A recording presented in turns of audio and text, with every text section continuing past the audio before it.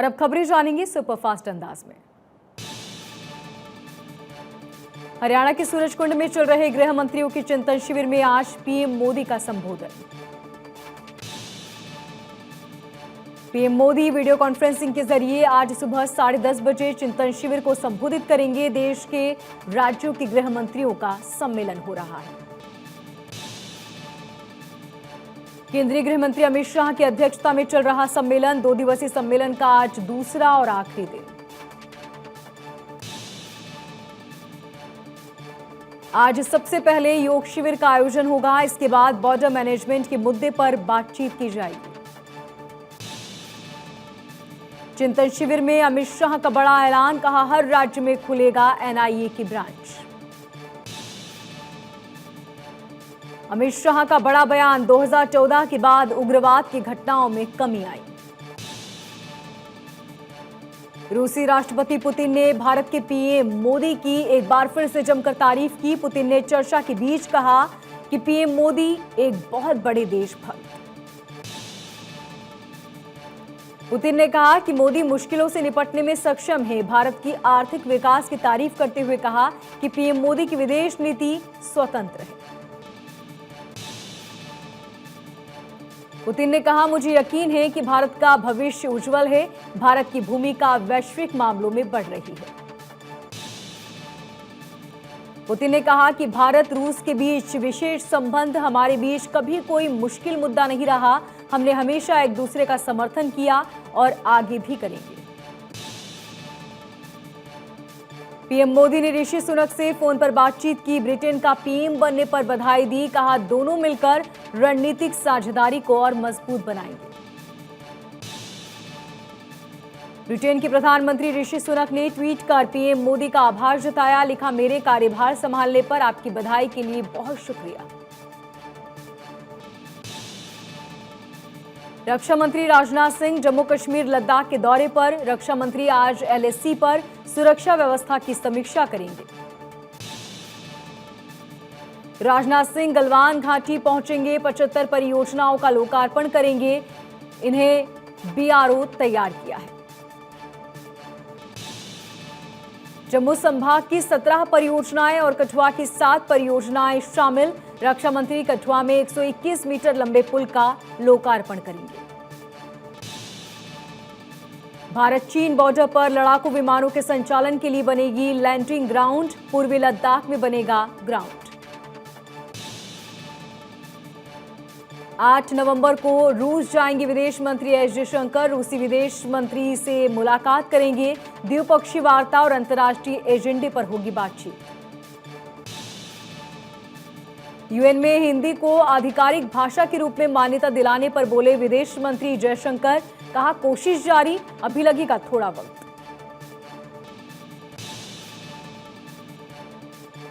दिल्ली में योगा क्लास को लेकर डिप्टी सीएम मनीष आज उपराज्यपाल से करेंगे मुलाकात। सिसोदिया ने कहा कि अगर योगा पर जल्द फैसला नहीं लिया गया तो दिल्ली में बंद हो जाएंगी योग क्लासेस। हजारों लोगों को होगा नुकसान। मनी लॉन्ड्रिंग केस में आरोपी सत्येंद्र जैन की जमानत याचिका पर सुनवाई आज। दिल्ली कोर्ट करेगा जमानत याचिका पर सुनवाई। दोपहर 2 बजे सुनवाई होगी। छठ पूजा के मौके पर मुंबई सेंट्रल रेलवे चला रहा है स्पेशल ट्रेन। सेंट्रल रेलवे की सीपीआरओ ने जानकारी दी। राजस्थान में नए डीजीपी की नियुक्ति। उमेश मिश्रा बने राजस्थान के नए डीजीपी। 3 नवंबर के बाद उमेश मिश्रा कमान संभालेंगे। राजस्थान में कथित रूप से लड़कियों को बेचने के मामले में एनएचआरसी सख्त। राजस्थान सरकार को भेजा नोटिस, मांगा जवाब। कई जिलों में 8 से 18 वर्ष की आयु की लड़कियों को स्टाम्प पेपर पर कथित रूप से बेचने का मामला। केंद्रीय वित्त मंत्री निर्मला सीतारमण 3 दिवसीय आंध्र प्रदेश के दौरे पर। कई कार्यक्रमों में लेंगी हिस्सा। टीआरएस नेताओं और भाजपा नेताओं के बीच भिड़ंत। दोनों पार्टी की महिला कार्यकर्ताओं के बीच जमकर हुई मारपीट। हाउस कांड मामले में दोनों पार्टी एक दूसरे के खिलाफ प्रदर्शन करने निकली। रूस यूक्रेन जंग के बीच पहली बार रूस के तेवर में नरमी आई। रूस के राष्ट्रपति पुतिन ने कहा कि यूक्रेन पर परमाणु हमला नहीं किया जाएगा। रूस में ऐसी कोई तैयारी नहीं। पुतिन ने गुरुवार को कहा कि रूस अमेरिका के साथ स्थिरता पर बातचीत के लिए फिर से तैयार। साथ ही अमेरिका पर आरोप लगाया कि अमेरिका अपनी तरफ से अब तक कोई जवाब नहीं दे रहा। वो इस प्रस्ताव पर कोई प्रतिक्रिया देने को तैयार नहीं। पाकिस्तान सरकार के लिए आज चुनौती का दिन। पूर्व पीएम इमरान खान ने लाहौर से इस्लामाबाद तक मार्च का ऐलान किया। सेना ने गड़बड़ी होने पर सख्त एक्शन की चेतावनी दी। आज से 4 दिवसीय छठ महापर्व का शुभारंभ। नहाय खाए परंपरा से छठ पर्व शुरू होगा। छठ पूजा में निर्जला व्रत रखकर छठी मैया और भगवान सूर्य की पूजा की जाती है। नहाय खाए से शुरू हुआ छठ का महापर्व 4 दिनों तक चलेगा। 31 अक्टूबर को सूर्य देव को अर्घ्य देकर पूर्ण होगा व्रत।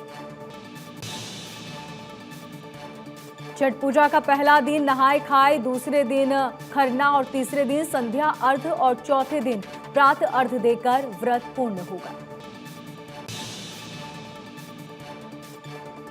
पटना में छठ पूजा की तैयारियां जोरों पर। लोग जमकर खरीदारी कर रहे। बाजारों में छठ की पूजा पाठ का सामान खरीदने पहुंच रहे लोग। झारखंड में छठ पूजा की तैयारियां देखने को मिली। शहर में विभिन्न चौक चौराहों पर बांस की सूप और डलिया की दुकानें मिली। महिलाओं में बढ़ते ब्रेस्ट कैंसर को लेकर रोटरी क्लब और दिल्ली एम्स अस्पताल ने जागरूकता रैली निकाली और महिलाओं को जागरूक किया।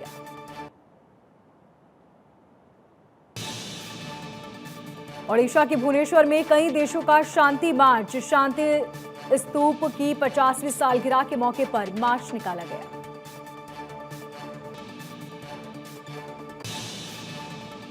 बिहार के पटना में कलाकारों और छात्रों ने मिलकर छठ महापर्व की पेंटिंग बनाई, जिसकी लंबाई 21 फीट और चौड़ाई 15 फीट। समाजवादी पार्टी के सीनियर नेता और रामपुर से विधायक आजम खान को सजा का ऐलान। 3 साल की सजा और 25,000 रुपए का जुर्माना लगाया। पीएम मोदी के खिलाफ हेड स्पीच मामले में रामपुर की कोर्ट ने फैसला सुनाया। 28 महीने जेल में रहने के बाद मई में सीतापुर जेल से बाहर निकले थे आजम खान। सजा सुनाए जाने के बाद कोर्ट ने आजम खान को जमानत दे दी। कोर्ट से बाहर निकलते के बाद आजम खान ने कहा कि मैं इंसाफ का कायल हो गया। अखिलेश यादव को चुनाव आयोग का नोटिस। चुनाव आयोग ने अखिलेश से 10 नवंबर तक सबूत मांगे। वोटर लिस्ट से नाम हटाने के अखिलेश ने आरोप लगाए। गुजरात चुनाव को लेकर एक्शन में सीएम अशोक गहलोत। सीएम अशोक गहलोत का पार्टी आला कमान से आग्रह। कहा बड़े नेताओं को चुनाव में सक्रिय किया जाए। गुजरात चुनाव के लिए बीजेपी की नई रणनीति। बीजेपी ने टिकट बंटवारे पर अलग रणनीति बनाई। बीजेपी की प्रदेश इकाई ने बनाए 4 पर्यवेक्षक। 29 अक्टूबर तक उम्मीदवारों का दावा करने वाले कार्यकर्ताओं से मिलेंगे पर्यवेक्षक। इन पर्यवेक्षकों की रिपोर्ट के आधार पर बीजेपी की संसदीय समिति टिकट बंटवारे पर फैसला लेगी। मध्य प्रदेश के सीएम शिवराज सिंह चौहान बुधनी में अपने गृहग्राम में आयोजित मुख्यमंत्री जन सेवा अभियान के कार्यक्रम में शामिल हुए। एमपी के सीएम शिवराज सीहोर में मुख्यमंत्री जन सेवा कार्यक्रम में शामिल हुए। 1 नवंबर को मनाया जाएगा छत्तीसगढ़ का स्थापना दिवस। उससे पहले रामपुर के साइंस कॉलेज में सीएम बघेल ने तैयारियों का जायजा लिया। दिल्ली के सीएम अरविंद केजरीवाल पर छत्तीसगढ़ के सीएम भूपेश बघेल का निशाना। केजरीवाल के विचार उन महापुरुषों से मेल नहीं खाते जिनकी तस्वीर के नीचे बैठकर वो ये बात कर रहे थे।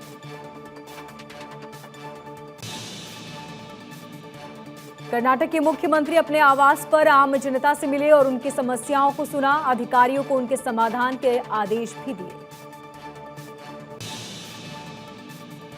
बिहार में मॉब लिंचिंग की खौफनाक वारदात। 3 लुटेरों की ग्रामीणों ने बेरहमी से पिटाई। जान बचाने के लिए पानी में कूदे लुटेरे, लेकिन ग्रामीणों ने पानी के बीच जाकर भी लाठी डंडों से उनकी पिटाई की। एक लुटेरे की मौत। मुंबई में सेंट जेवियर्स स्कूल के पास 2 महीने की बच्ची का अपहरण करते हुए सीसीटीवी में सामने आई तस्वीरें। बच्ची अपनी मां के साथ सो रही थी, तभी एक शख्स ने उसके साथ अपहरण किया और बच्ची को लेकर भाग गया। पुलिस ने छापामार कार्रवाई कर आरोपी को गिरफ्तार कर लिया और बच्ची को सुरक्षित उसके परिवार को दे दिया। मामले में पुलिस ने 8 टीमों का गठन किया था। आज से शीतकाल के लिए बाबा केदार के बंद हुए कपाट। केदारनाथ धाम में 550 सोने की परतों से गर्भगृह, जलेरी और छत को नया रूप दिया गया। निर्माण और सुंदरीकरण के बाद केदारनाथ धाम को नया रूप मिला। 550 सोने की परतों से गर्भगृह, जलेरी और छत को सजाया गया। दिल्ली में 14 से 27 नवंबर तक आयोजित होगा 41वां international trade fair. Uttar Pradesh और केरल में बनाया गया फोकस स्टेट। मेले में 29 राज्य और केंद्र शासित प्रदेश हिस्सा ले रहे हैं। गुरुग्राम में चलती गाड़ी में आतिशबाजी करने का वीडियो सामने आया। गाड़ी चालक की इस हरकत की जमकर हो रही निंदा। इस वीडियो के सामने आने के बाद पुलिस ने संज्ञान लिया और जांच शुरू की। गाड़ी नंबर के आधार पर युवक की पहचान की जाएगी। एमपी के उज्जैन में भाई दूज के मौके पर पारंपरिक भैंसों की लड़ाई का आयोजन कराया गया, जिसमें बड़ी तादाद में लोग शामिल हुए। आगरा में रसगुल्ले को लेकर हुए विवाद में हत्या हो गई। इस विवाद का एक वीडियो भी सामने आया, जिसमें एक शादी में जमकर मारपीट हुई। इस दौरान एक बाराती की हत्या हो गई। जम्मू कश्मीर में बड़ी आतंकी साजिश नाकाम। जम्मू के रेलवे स्टेशन के पास मिले 18 डेटोनेटर पुलिस ने टैक्सी स्टैंड से बरामद किया। छत्तीसगढ़ के मनी लॉन्ड्रिंग केस में आईएएस बिश्नोई और कारोबारियों से पूछताछ पूरी। कोर्ट ने 14 दिनों की न्यायिक हिरासत में भेजा। कोयला घोटाले मामले में आईएएस समीर ने कबूली करोड़ों रुपए की लेनदेन की बात। जेल जाते वक्त कोयला कारोबारी के साथ देखे गए आईएएस।